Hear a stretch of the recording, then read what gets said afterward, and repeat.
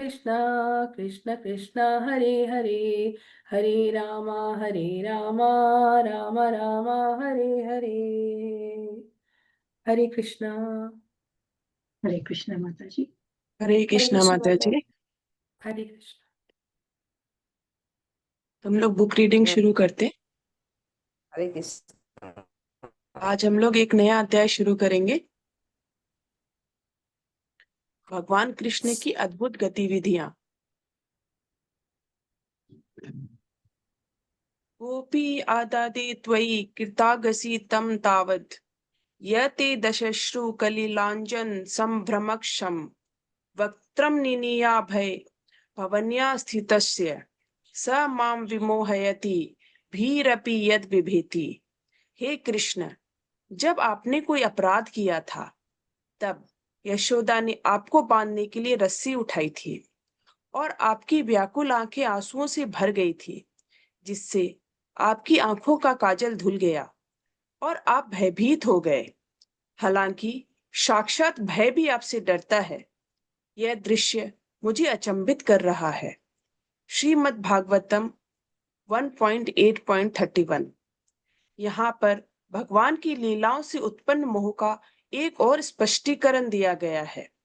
जैसा कि पहले ही बताया जा चुका है, भगवान सभी परिस्थितियों में परब्रह्म है।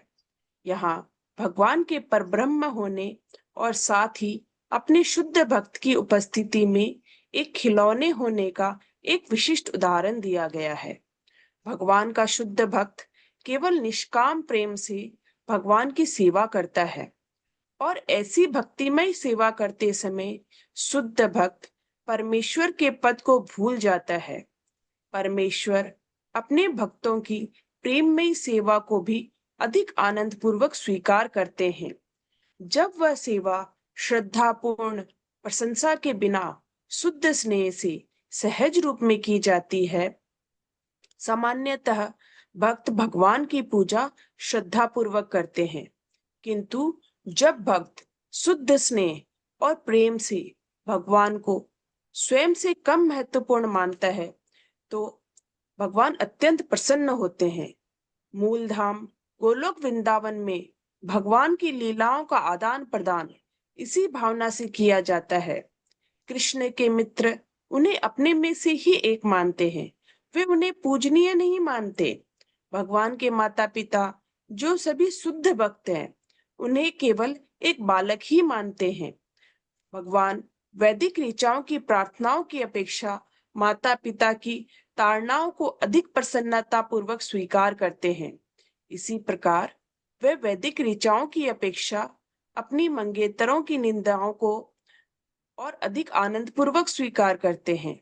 जब भगवान कृष्ण इस भौतिक जगत में जन साधारण के आकर्षण हेतु दिव्य लोक गोलोक वृंदावन की अपनी शाश्वत लीलाओं को प्रकट करने के लिए उपस्थित थे, तो उन्होंने अपनी धाय माता यशोदा के समक्ष अधीनता का एक अनूठा चित्रण प्रस्तुत किया। भगवान अपनी स्वाभाविक बाल सुलभ क्रीड़ाओं में माता यशोदा के भंडारित माखन को मटकियां फोड़कर और उसमें से मक्खन अपने मित्रों और खेल साथियों में बांटकर, जिनमें वृंदावन के प्रसिद्ध वानरों का भी समावेश था, बिगाड़ देते थे, जो भगवान की उदारता का लाभ उठाते थे। माता यशोदा ने यह देखा और अपने शुद्ध प्रेमवश अपने दिव्य बालक को दंड देने का दिखावा करना चाहा। उन्होंने एक रस्सी ली और भगवान को धमकाया कि वे उन्हें बांध देंगी, जैसा कि सामान्य घरों में होता है। माता यशोदा के हाथ में रस्सी देखकर भगवान ने अपना सिर झुका लिया और एक बालक की भांति रोने लगे और उनकी गालों पर आंसू बहने लगे, जिससे उनकी सुंदर आंखों पर लगा काला लेप धुल गया। भगवान का यह चित्र कुंती देवी द्वारा पूजनीय है, क्योंकि वे भगवान के परम पद के प्रति सचेत हैं। वे प्रायः साक्षात भय से भयभीत होते हैं, फिर भी वे अपनी माता से डरते हैं, जो उन्हें सामान्य रीति से दंड देना चाहती थी। कुंती कृष्ण के उच्च पद के प्रति सचेत थी, जबकि यशोदा नहीं थी। इसलिए यशोदा का पद कुंती से अधिक ऊंचा था।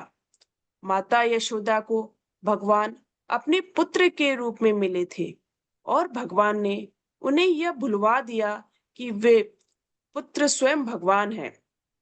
यदि माता यशोदा को भगवान के उच्च पद का ज्ञान होता तो वे भगवान को दंड देने में अवश्य ही संकोच करती, परंतु उन्हें यह स्थिति भूलने को मजबूर किया गया, क्योंकि भगवान स्नेहमयी यशोदा के समक्ष पूर्णतः बाल सुलभ भाव प्रकट करना चाहते थे। माता और पुत्र के बीच प्रेम का यह आदान प्रदान सहज रूप से हुआ और कुंती उस दृश्य को स्मरण करके विवल हो गई और वे दिव्य पुत्रवत प्रेम की प्रशंसा करने के अतिरिक्त कुछ न कर सकी। अप्रत्यक्ष रूप से माता यशोदा की प्रेम की अद्वितीय स्थिति के लिए प्रशंसा की गई है, क्योंकि वे सर्वशक्तिमान भगवान को भी अपने प्रिय पुत्र के समान वश में कर सकती थी।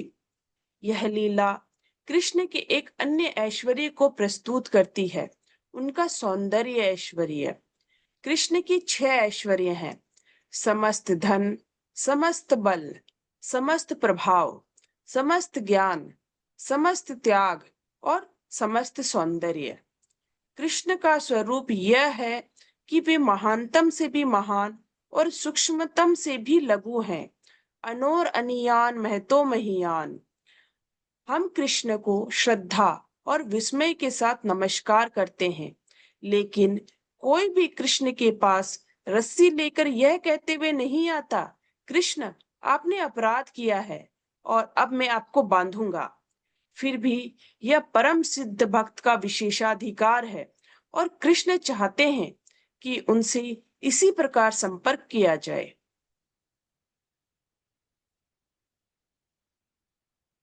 Hare Krishna. Chapter 14, Lord Krishna's Wonderful Activities.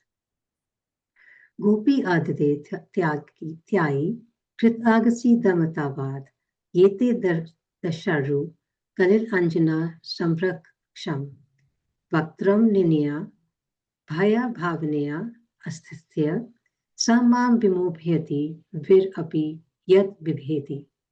My dear Krishna, Yashoda took up a rope to bind you when you committed an offense. Your perturbed eyes overflooded with tears, which washed the mascaras from your eyes, and you were afraid, though fear personified is afraid of you. This sight is bewildering to me. Srimad Bhagavatam, Cantos 1, Chapter 8, verse 31. Here is another example of the bewilderment created by the pastimes of the Supreme Lord. The Supreme Lord is the supreme in all circumstances, as already explained. Here is a specific example of Lord's being the supreme and at the same time a plaything in the presence of his pure devotee. The Lord's pure devotee renders service unto the Lord out of unalloyed love only, and while discharging such devotional service with pure devotee, forgets the position of Supreme Lord. The Supreme Lord also accepts the loving service of his devotees more relishably when the service is rendered spontaneously out of pure affection without anything of reverential admiration. Generally, the Lord is worshipped by the devotees in a reverential attitude, but the Lord is meticulously pleased when the devotee, out of pure affection and love, considers the Lord to be less important than himself. The Lord's pastime in the original abode, Gokul Vrindavan, are exchanged in that spirit. The friends of Krishna consider him one of them. They do not consider him to be of reverential importance. The parents of Lord, who are all pure devotees, consider him a child only. The Lord accepts the chastisements of the parents more cheerfully than prayers of the Vedic hymns. Similarly, he accepts the reproaches of his fiancés more palatably than the Vedic hymns. When the Lord Krishna was present in this material world to manifest his eternal pastimes of transcendental real Gokul Vrindavan. As an attraction for the people in general, he displayed a unique picture of subordination before his foster mother Yashoda. The Lord, in his natural childish, playful activities, used to spoil the stocked butter of Mother Yashoda by breaking the pots and disturbing the contents to his friends, and distributing the contents to his friends and playmates, including the celebrated monkeys of Vrindavan, who took advantage of the Lord's munificence. Mother Yashoda saw this, and out of her pure love, she wanted to make a show of punishment for her transcendental child. She took a rope and threatened the Lord that she would tie him up, as is generally done in the ordinary household. Seeing the rope in the hands of Mother Yashoda, the Lord bowed down his head and began to weep just like a child, and tears rolled down his cheeks, washing off the black ointment smeared about his beautiful eyes. This picture of Lord is adored by Kunti Devi because she is conscious of Lord's supreme position. He is feared, often by fear personified, yet he is afraid of his mother, who wanted to punish him just in an ordinary manner. Kunti was conscious of the exalted position of Krishna, whereas Yashoda was not. Therefore, Yashoda's position was more exalted than Kunti's. Mother Yashoda's got the Lord as her child, and the Lord made her forget altogether that her child was the Lord himself. If Mother Yashoda had been conscious of the exalted position of the Lord, she would certainly have hesitated to punish the Lord. But she was made to forget the situation because the Lord wanted to make a complete gesture of childishness before the affectionate Yashoda. This exchange of love between the mother and the son was performed in a natural way, and Kunti, remembering the scene, was bewildered, and she could do nothing but praise the transcendental filial love. Indirectly, Mother Yashoda is praised for her unique position of love, for she could control even the all-powerful Lord as her beloved child. This pastime presents another opulence of Krishna, his opulence of beauty. Krishna has 6 opulences: all wealth, all strength, all influence, all knowledge, all renunciation, and all beauty. The nature of Krishna is that he is greater than the greatest and smaller than the smallest. Anur Aniyan Mahato Mahiyan. We offer obeisances to Krishna with awe and veneration, but no one comes to Krishna with a rope saying, Krishna, you have committed an offense, and now I shall bound you. Yet that is the prerogative of the most perfect devotee, and Krishna wants to be approached in that way. Krishna के ऐश्वर्य का विचार करते हुए कुंती देवी ने यशोदा का पक्ष लेने का साहस नहीं किया, क्योंकि यद्यपि कुंती देवी कृष्ण की बुआ थी, फिर भी उन्हें कृष्ण के पास उस प्रकार जाने का सौभाग्य प्राप्त नहीं था जिस प्रकार यशोदा माई आती थी, जो इतनी उच्च कोटि की भक्त थी कि उन्हें भगवान को दंड देने का अधिकार था। यह यशोदा माई का विशेषाधिकार था। कुंती देवी बस यही सोच रही थी कि यशोदा माई कितनी भाग्यशाली है कि वह भगवान को, जिनसे साक्षात भय भी भयभीत करता है, धमका सकती हैं। भीर अपि यद विभेति, कृष्ण से कौन नहीं डरता? कोई नहीं, लेकिन कृष्ण यशोदा माई से डरते हैं। यह कृष्ण की पराकाष्ठा है। ऐसे ही ऐश्वर्य का एक और उदाहरण देते हुए कृष्ण को मदन मोहन कहा जाता है। मदन का अर्थ है कामदेव। कामदेव सभी को मोहित करते हैं, लेकिन कृष्ण को मदन मोहन इसलिए कहा जाता है क्योंकि वे इतने सुंदर हैं कि कामदेव को भी मोहित कर लेते हैं।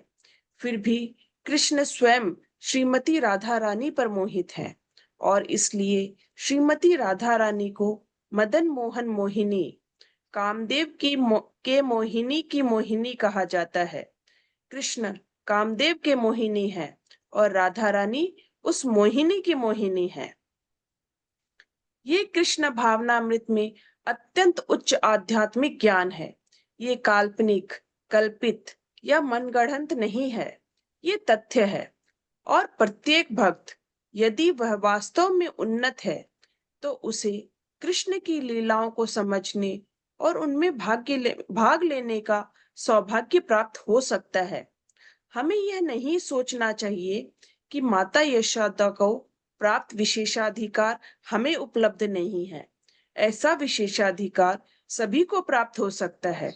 यदि कोई कृष्ण को अपने बच्चे की तरह प्रेम करता है, तो उसे ऐसा विशेषाधिकार प्राप्त होगा, क्योंकि माँ को बच्चे से सर्वाधिक प्रेम होता है।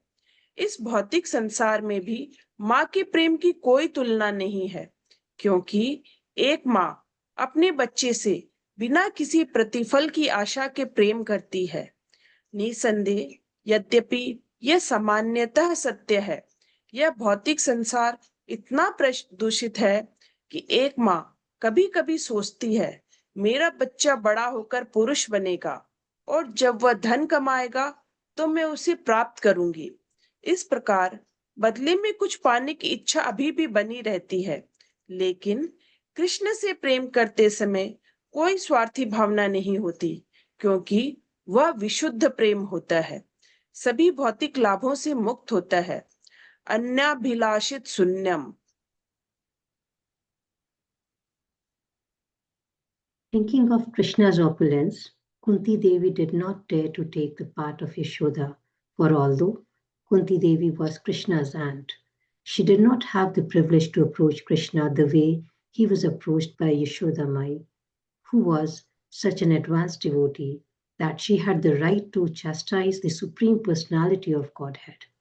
That was Yashoda Mai's special prerogative.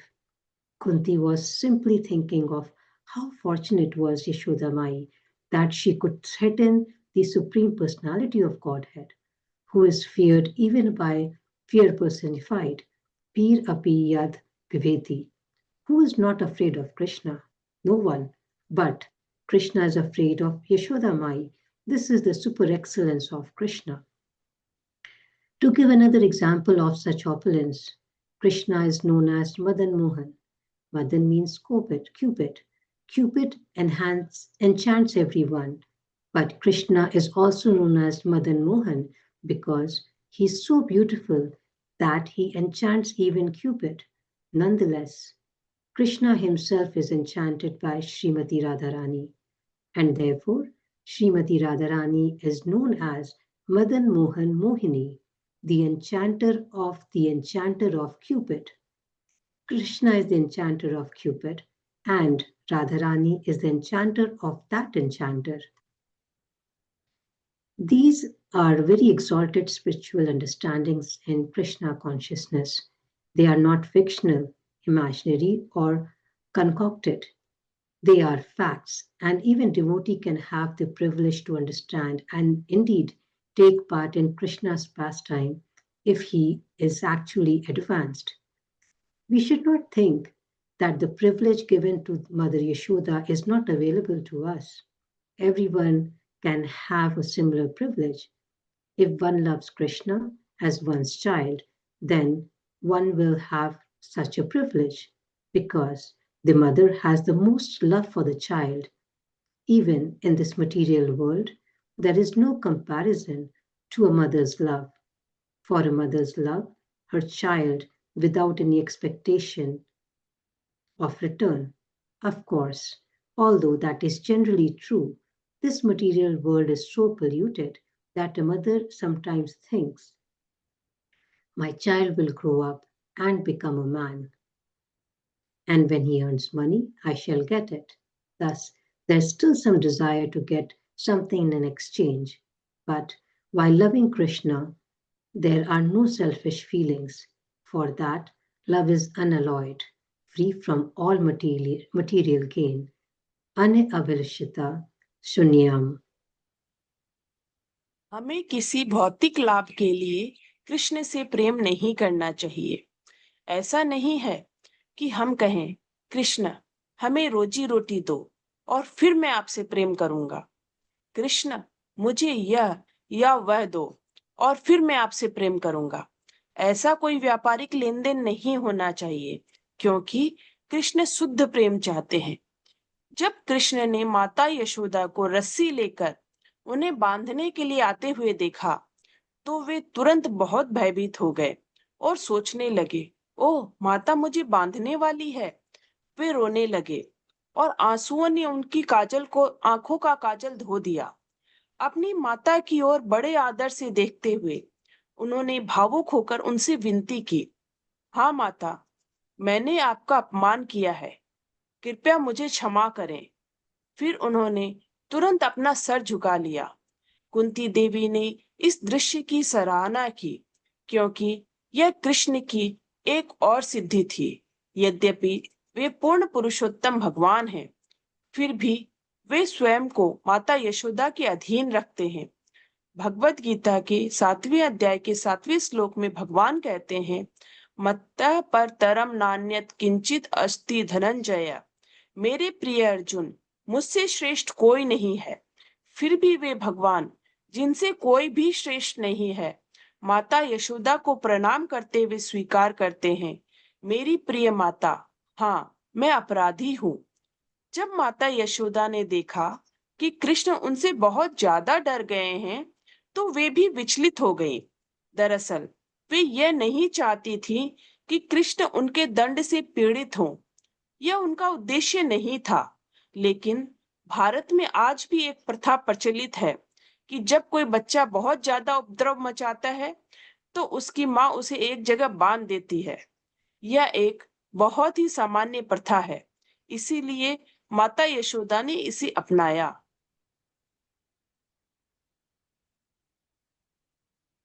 We should not love Krishna for some material gain. It is not that we should say, Krishna, give us our daily bread, and then I shall love you. Krishna, give me this or that, and then I shall love you. There should be no such mercantile exchanges, for Krishna wants unalloyed love. When Krishna saw Mother Yashoda coming with a rope to bind him, he immediately became very much afraid, thinking, oh, Mother is going to bind me. He began to cry, and the tears washed the mascara from his eyes. Looking at his mother with great respect, he appealed to her with feeling, yes, Mother, I have offended you. Kindly excuse me. Then he immediately bowed his head. Kunti Devi appreciated this scene, for this was another of Krishna's perfections. Although he is the supreme personality of Godhead, he puts himself under the control of Mother Yashoda. In Bhagavad Gita, chapter 7, verse 7, the Lord says, Mata parataram nanyat kinchit asti dhananjaya. My dear Arjun, there is no one superior to me, yet that supreme personality of Godhead, to whom no one is superior, bows down to Mother Yashoda, accepting, my dear mother, yes, I am an offender. When Mother Yashoda saw that Krishna had become too much afraid of her, she also became disturbed. She did not actually want Krishna to suffer by her punishment. That was not her purpose, but it is a system still current in India. When a child creates too much of a disturbance, his mother may bind him up in one place. That is very common system. So Mother Yashoda adopted it. यह दृश्य शुद्ध भक्तों को अत्यधिक प्रिय है, क्योंकि यह दर्शाता है कि परम पुरुष में कितनी महानता है, जो बिल्कुल एक पूर्ण बालक की भांति लीला करते हैं। जब कृष्ण एक बालक की भांति लीला करते हैं, तो वे पूर्णतः लीला करते हैं। जब वे 16,000 पत्नियों के पति के रूप में लीला करते हैं, तो वे पूर्णतः लीला करते हैं। जब वे गोपियों के प्रेमी के रूप में लीला करते हैं, तो वे पूर्णतः लीला करते हैं। और जब वे ग्वाल बालों के मित्र के रूप में लीला करते हैं, तब भी वे पूर्णतः लीला ही करते हैं। सभी ग्वाल बाल कृष्ण पर निर्भर थे। एक बार वे ताड़ के पेड़ों के एक जंगल से फल लेना चाहते थे, लेकिन वहां गदड़बासुर नाम का एक राक्षस था जो किसी को भी उस जंगल में प्रवेश नहीं करने देता था। इसलिए कृष्ण के ग्वाल बालों ने कृष्ण से कहा, कृष्ण, यदि आप इसकी व्यवस्था कर सकें तो हम उस फल को चखना चाहते हैं। कृष्ण ने तुरंत हाँ कह दिया और वे और बलराम उस जंगल में गए जहां वह राक्षस अन्य राक्षसों के साथ रह रहा था, जिन्होंने गधों का रूप धारण कर लिया था। जब गधा राक्षस कृष्ण और बलराम को अपने पिछले पैरों से लात मारने आए, तो बलराम ने उनमें से एक को पकड़कर एक पेड़ की चोटी पर फेंक दिया और वह राक्षस मर गया। फिर कृष्ण और बलराम ने उसी प्रकार अन्य राक्षसों का भी वध कर दिया। इस प्रकार उनके ग्वाल सखा उनके प्रति अत्यंत कृतज्ञ हुए। एक अन्य अवसर पर ग्वाल बाल अग्नि से घिरे हुए थे। कृष्ण के अलावा किसी और को न जानते हुए उन्होंने तुरंत उन्हें पुकारा और कृष्ण तैयार हो गए। हाँ, इस प्रकार कृष्ण ने तुरंत पूरी अग्नि को निगल लिया। कई राक्षस थे जिन्होंने बालकों पर आक्रमण किया और बालक प्रतिदिन अपनी माताओं के पास लौटकर कहते, माँ, कृष्ण कितने अद्भुत हैं। और वे उस दिन जो हुआ वे उसे बताते और माताएं कहती, हाँ, हमारे कृष्ण बहुत ही अद्भुत हैं। वे नहीं जानते थे कि कृष्ण भगवान है, परम पुरुष। वे केवल इतना जानते थे कि कृष्ण अद्भुत हैं, बस। और जितना अधिक वे कृष्ण के अद्भुत कार्यों को समझते, उतना ही उनका प्रेम बढ़ जाता। शायद वे कोई देवता हों, वे ऐसा सोचते। जब कृष्ण के पिता नंद महाराज अपने मित्रों के बीच बातें करते, तो मित्र कृष्ण के बारे में बात करते और कहते, ओ नंद महाराज, आपके बालक कृष्ण बहुत ही अद्भुत हैं। और नंद महाराज उत्तर देते, हाँ, मैं समझ गया। हो सकता है कि वे कोई देवता हों, और यह भी निश्चित नहीं था। हो सकता है। इस प्रकार वृंदावन के निवासियों को इस बात की परवाह नहीं है कि कौन भगवान है और कौन नहीं। वे कृष्ण से प्रेम करते हैं, बस। जो लोग यह जानने के लिए कि वे भगवान हैं या नहीं, पहले कृष्ण का विश्लेषण करने की सोचते हैं, वे प्रथम श्रेणी के भक्त नहीं हैं।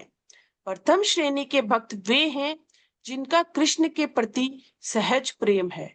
हम कृष्ण का विश्लेषण कैसे कर सकते हैं? वे असीम हैं, इसलिए यह असंभव है। हमारी बोध शक्ति सीमित है और हमारी इंद्रियों की क्षमता भी सीमित है, तो हम कृष्ण का अध्ययन कैसे कर सकते हैं? यह बिल्कुल भी संभव नहीं है। कृष्ण स्वयं को एक निश्चित सीमा तक प्रकट करते हैं और उतना ही पर्याप्त है।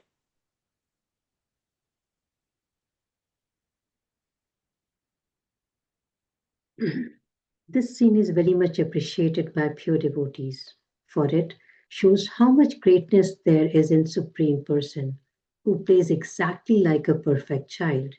When Krishna plays like a child, he plays perfectly. When he plays as the husbands of 16,000 wives, he plays perfectly. When he plays as the lover of the gopis, he plays perfectly. And as the friend of the cowherd boys, he also plays perfectly. The cowherd boys all depend on Krishna. Once they wanted to take fruit from a forest of palm trees, but there was a demon named Gardabhasura who would not allow anyone to enter that forest. Therefore, Krishna's cowherd boyfriends said to Krishna, Krishna, we want to taste that fruit, if you can arrange for it. Krishna immediately said yes, and he and Balram went to the forest where that demon was living with other demons who had all taken the shape of asses. When the ass demon came to kick Krishna and Balram with their hind legs, Balram caught one of them and threw him into the top of a tree, and the demon died. Then Krishna and Balram killed the other demons the same way. Thus, their cowherd friends were very much obliged to them. On another occasion, the cowherd boys were surrounded by fire. Not knowing anyone else but Krishna, they immediately called for him, and Krishna was ready. Yes, thus Krishna immediately swallowed the whole fire.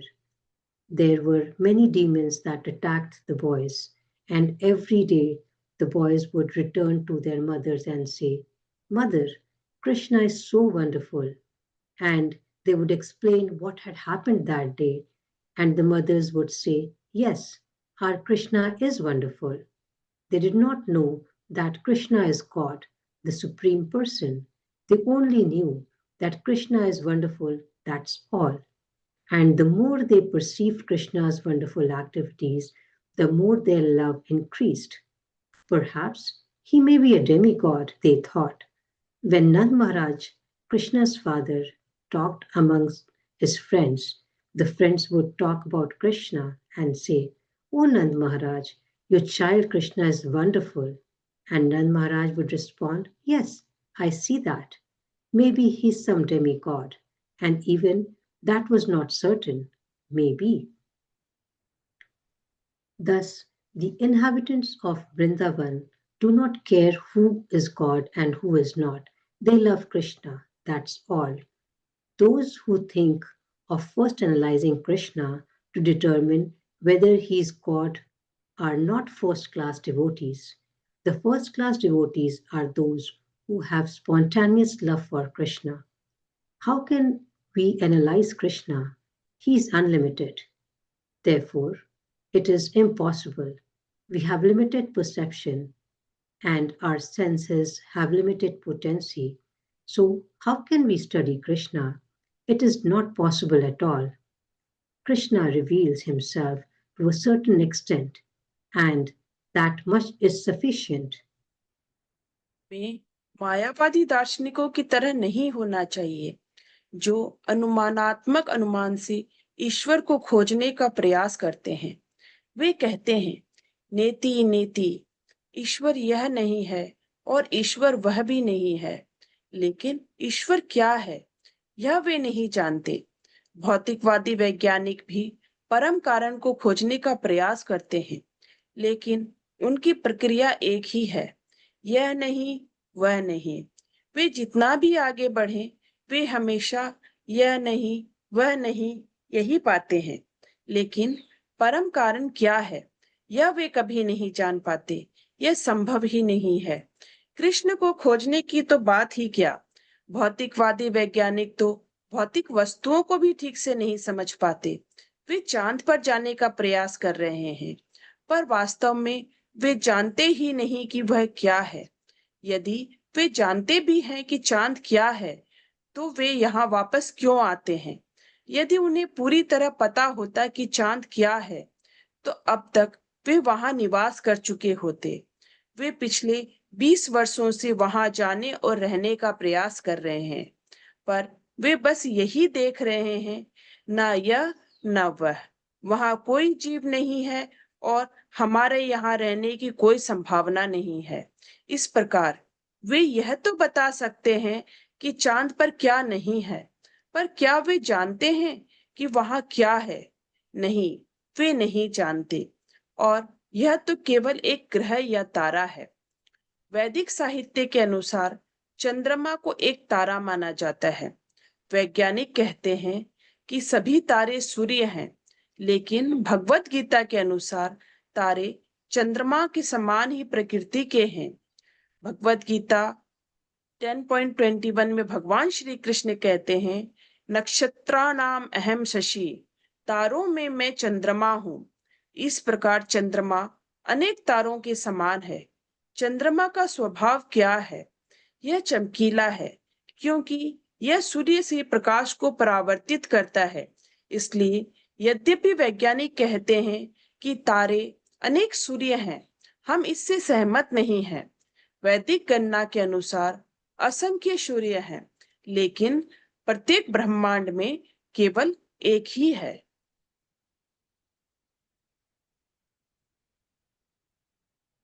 We should not be like the Mayavadi philosophers who try to find God by speculative deduction.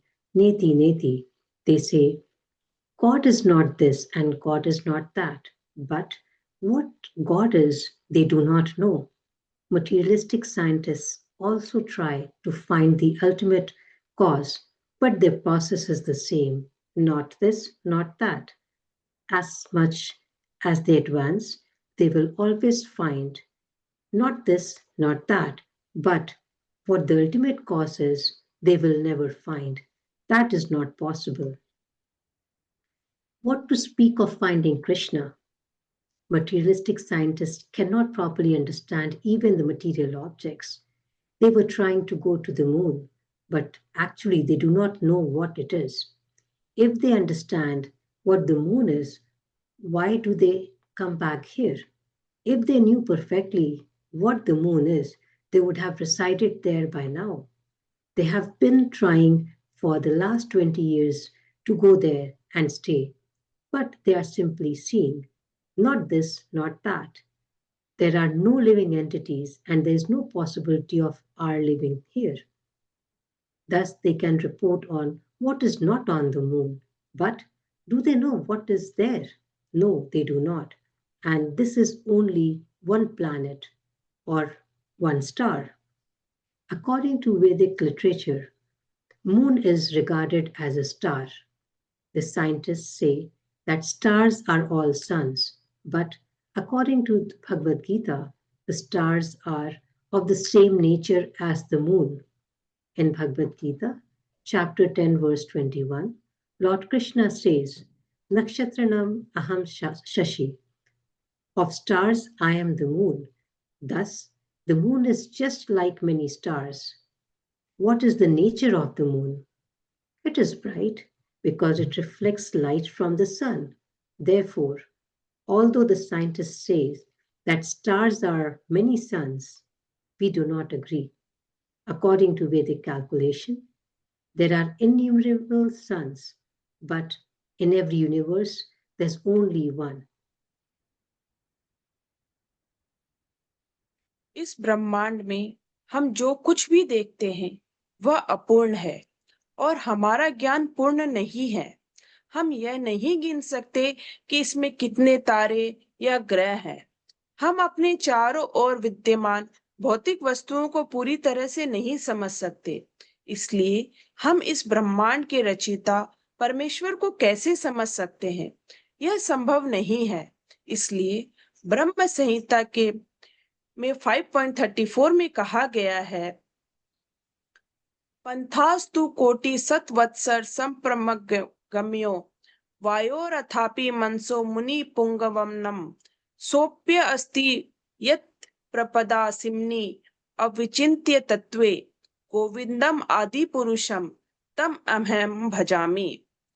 अंतरिक्ष असीमित है और ब्रह्म संहिता सुझाती है, मान लीजिए कोई अंतरिक्ष यान द्वारा लाखों वर्षों तक वायु वेग या मन की गति से यात्रा करता है। सभी जानते हैं कि मन इतना तीव्र है कि 1 सेकंड के 10,000वें भाग में भी यह हमें लाखों मील की दूरी तय करा सकता है। यदि हमने लाखों मील दूर कोई चीज देखी है तो मन तुरंत वहां पहुंच सकता है। लेकिन यदि हम मुनि पुंगवानम महानतम वैज्ञानिकों और सर्वाधिक विचारशील पुरुषों द्वारा निर्मित अंतरिक्ष यान पर उस गति से यात्रा भी कर सकें तो क्या वह पूर्णता होगी? नहीं। ब्रह्म संहिता कहती है, अप्य अस्ति यत् प्रपदा सिम्नि अविचिन्त्य तत्वे। फिर भी यह सृष्टि हमारी समझ से परे रहेगी और कृष्ण ने इन सभी चीजों की रचना की है। तो हम कृष्ण का अध्ययन कैसे कर सकते हैं? अगर हम कृष्ण द्वारा रची गई चीजों को नहीं समझ सकते तो हम कृष्ण को कैसे समझ सकते हैं? यह बिल्कुल भी संभव नहीं है। अतः वृंदावन के मानसिक भक्तों के लिए मन की आदर्श स्थिति है। वृंदावन वासियों को कृष्ण को समझने की कोई चिंता नहीं है, बल्कि वे कृष्ण से निस्वार्थ प्रेम करना चाहते हैं। ऐसा नहीं है कि वे सोचते हैं कृष्ण भगवान है इसलिए मैं उनसे प्रेम करता हूँ। वृंदावन में कृष्ण भगवान की भूमिका नहीं निभाते। वे वहां एक साधारण ग्वाल बाल की भूमिका निभाते हैं। और यद्यपि कभी कभी वे ये सिद्ध करते हैं कि वे भगवान हैं, किंतु वहां के भक्त इसे जानने की परवाह भी नहीं करते।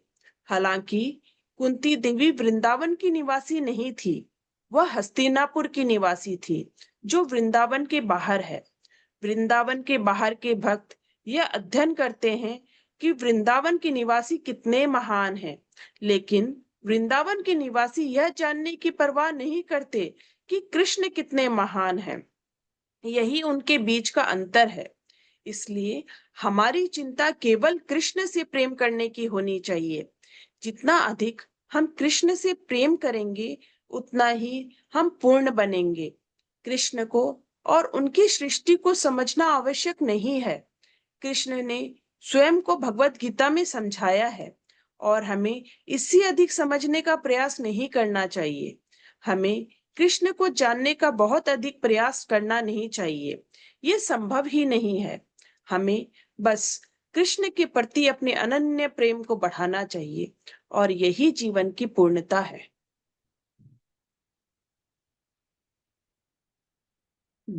What we see in this universe, we are seeing imperfectly, and our knowledge is not perfect. We cannot count how many stars or planets there are. We cannot fully understand the material things existing all around us, and therefore, how can we understand the Supreme Lord who created this universe? That is not possible. Therefore, in Brahma Samhita 5.34, it is said, Pantastu kotis tata vatsara sampragamyo vayur athapi manaso muni gav anam. So api asti yat prapade simni avinchitya tatve govindam adi purusham tam aham bhajami. Space is unlimited, and the Brahm Samhita suggests, suppose one travels by a spacecraft for millions of years at the velocity of the wind, or even the speed of mind. Everyone knows that mind is so swift that in even 1/10,000th of a second, it can take us millions of miles. If we have seen something millions of miles away, the mind can go there immediately. But even if we can travel at that speed on a spacecraft manufactured by Munipungavanam, the greatest scientist and the most thoughtful man, will that be perfection? No. The Brahm Samhita says, so, api asti yat prapade simni vinchintya tatve. Still, this creation will remain inconceivable to our understanding. And Krishna has created all these things. So, how can we study Krishna? If we cannot understand the things Krishna has created, how can we understand Krishna? It is not possible at all. Therefore, the mentality of Vrindavan is the perfect status of mind for devotees. The inhabitants of Vrindavan have no concern with understanding Krishna. Rather, they want to love Krishna unconditionally. It is not that they think Krishna is God and therefore I love him. In Vrindavan, Krishna does not play as God. He plays there as an ordinary cowherd boy, and although at times he proves that he is supreme personality of Godhead, the devotees, they do not care to know it. Kunti Devi, however, was not an inhabitant of Vrindavan. She was an inhabitant of Hastinapur, which is outside Vrindavan. The devotees outside Vrindavan study how great the inhabitants of Vrindavan are. But inhabitants of Vrindavan don't care to know how great Krishna is. That's the difference between them. So, our concern should be simply to love Krishna. The more we love Krishna, the more we shall become perfect. It is not necessary to understand Krishna and how he creates. Krishna explains himself in Bhagavad Gita, and we should not try to understand much more. We should not bother very much to know Krishna. That is not possible. We should simply increase our unalloyed love for Krishna. That is the perfection of life. Hare Krishna. Krishna, अब हम लोग कार्तिक मास celebration की तरफ आगे बढ़ते हैं। Geeta Hare Mataji, Hare Krishna. Hare Krishna. Am I audible clearly? Yes, you are. जी. अध्याय 12 भक्ति योग। अर्जुन उवाच एवं सततयुक्ता ये भक्तास्त्वां पर्युपासते ये च अपि अक्षरम् अव्यक्तं तेषां के योगवित्तमः। भगवान् उवाच मय्यावेशमनो ये मां नित्ययुक्ता उपासते श्रद्धया पर्युपेतास्ते मे युक्ततमा मताः। ये त्वक्षरम् अनिर्देश्यम् अव्यक्तं पर्युपासते सर्वत्कम् अचिन्तयं च कुटस्थमचलं ध्रुवं सन्नियम् इन्द्रियग्रामं सर्वत्र सम्बुद्धय ते प्राप्नुवन्ति माम् एव सर्वभूतहिते रताः। क्लेशो अधिरक्तस्तेषाम् अव्यक्त आसक्तचेतसाम् अव्यक्ता हि गति दुःखं देहवद्भिः अवाप्यते।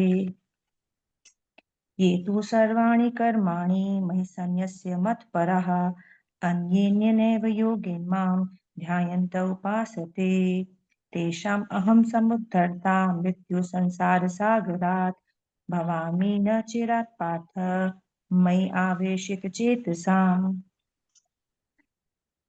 मयि एव मन आधत्स्व मयि बुद्धिं निवेशय निवश्यसि मय्येव अत ऊर्ध्वं न संशय। अथ चित्तं समाधातुं न शक्नोषि मयि स्थिरम् अभ्यासयोगेन ततो माम् इच्छा आप्नुं धनञ्जय।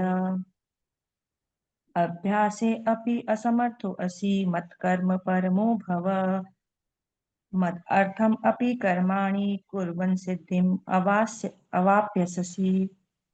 अतएतम् अपि अशक्तोऽसि कर्तुं मद्योगमाश्रितः सर्वकर्मफलत्यागं ततः कुरु यतात्मवान्।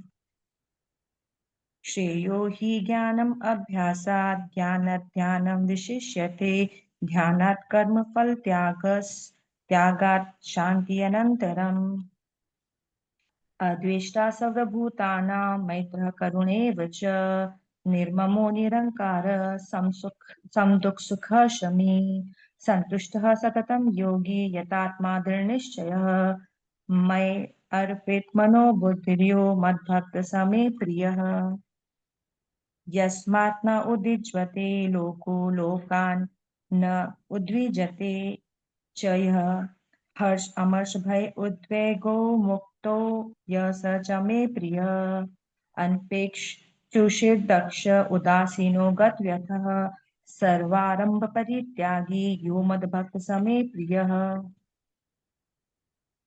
यो न हृष्यति न द्वेष्टि न शोचति न काङ्क्षति शुभ अशुभ परित्यागी भक्तिमान्यः स मे प्रियः।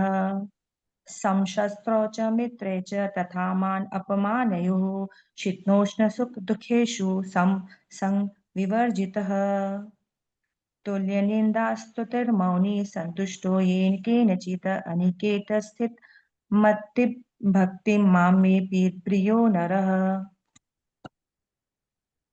ये तु धर्ममृतम् इदं यथा उक्तं पर्युपासते श्रद्धाना मत्परमा भक्तास्ते अतीव मे प्रियः।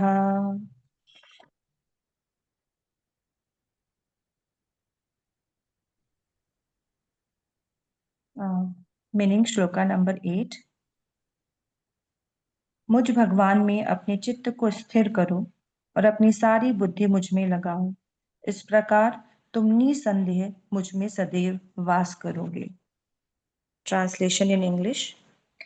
Just fix your mind upon me, the Supreme Personality of Godhead, and engage all your intelligence in me. Thus, you will live in me always, without a doubt. Hare Krishna. Hare Krishna. Modarashtakam.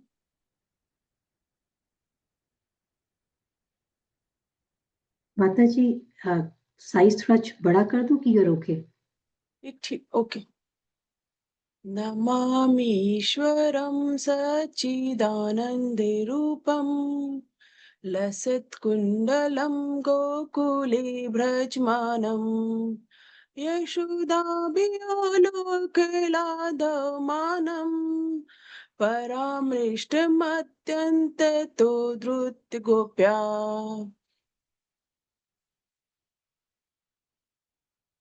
Change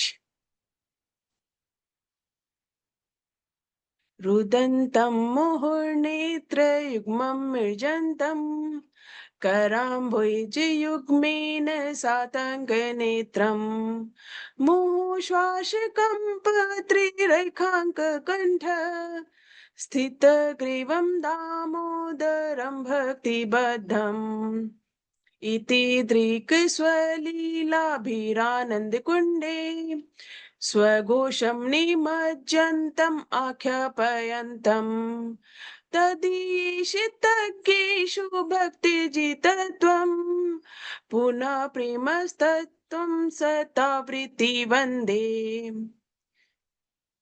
वरं देवि मोक्षं न मोक्षं वधिं वा न चान्यं विनेहं वरिषादपिह इदं देव पूर्णाथे गोपाले बालं सदा मे मनस्या विरस्तं किं मन्ये इदं ते मुखं भोजम् अत्यन्तनीलै वृतं कुन्तले स्निग्धरक्तेश गोप्या मुहुश्चुम्बितं बिम्बरक्ताधरं मे मनस्या विरास्तां ललक्षलाभे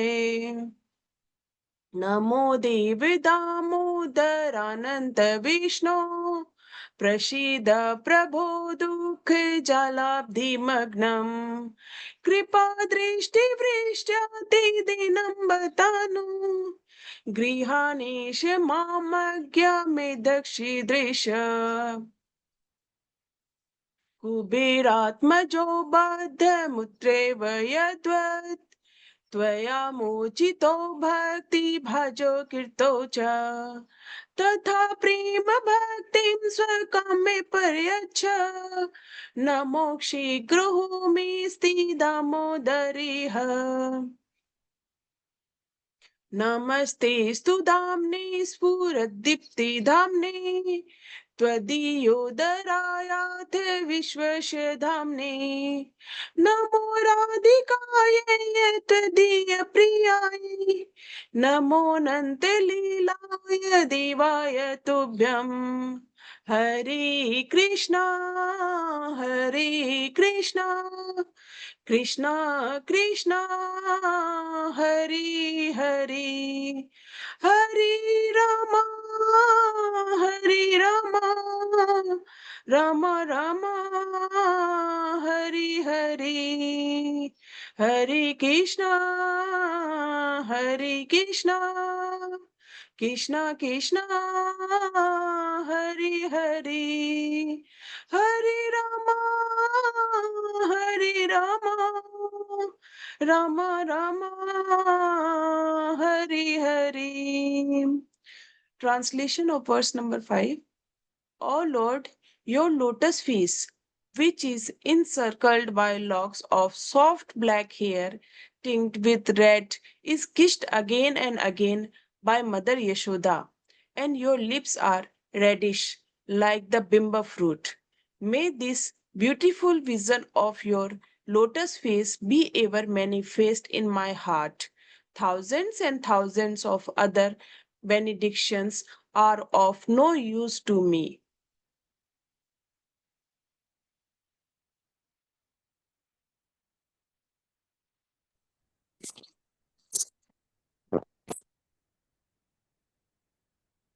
माता जी स्क्रीन में कर दिया मैंने।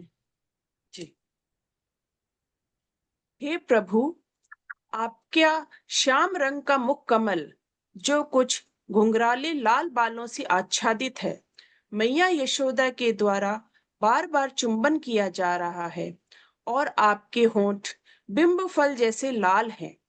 आपका ये अत्यंत सुंदर कमल रूपी मुख मेरे हृदय में विराजित रहे।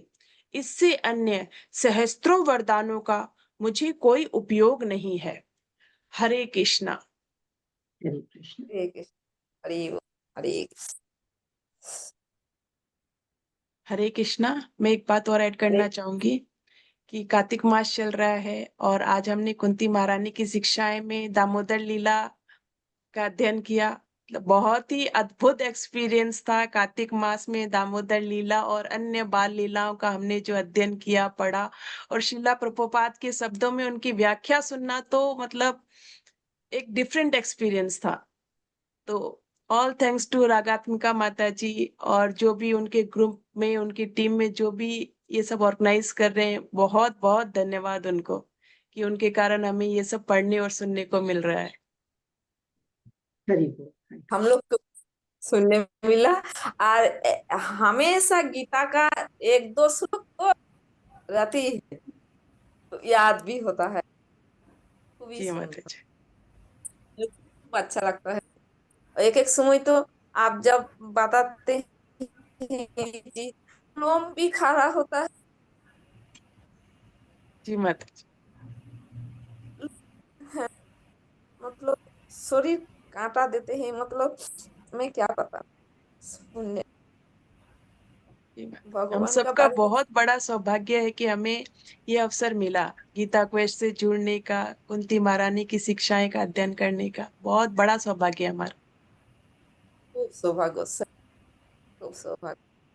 भगवान के बारे में जितना सुनो उतना ही कम है, सुनो सुनो सुनो। जी माता जी। इसीलिए एक तो लाइन भी है, जे अधरम मधुरम वदनम मधुरम नयनम मधुरम हसितम मधुरम। मेरे को खूब प्रिय है ये गाना। मधुरं गमनं मधुरं मधुराधिपतेरखिलं मधुरं मधुराधिपतेरखिलं मधुरम्। बहुत ही सुंदर गाया माता जी आपने। और ये हरि अपने आप में बोल बहुत माता ही सुंदर जी। भजन है। अरे हरि थोड़ा बोल सा माता जी। हेलो। हरि बोल माता जी। हरि बोल। মানে अधरम मधुरम वदनम मधुरम नयनम मधुरम হাসিতম মধুরম। ভগবানের हर चीज सुंदर, हर चीज प्यार से खूब सुंदर। जी माता जी। हरे भगवान की लीला को तो कोई हरे नहीं कृष्ण। समझ सकते। रंजना माता इसलिए जी आप हमें sorry, हमें खूब सुंदर। हरे कृष्ण। जी रंजना माता जी। रंजना हरे माता जी आपको कुछ कहना है? आप म्यूट में है।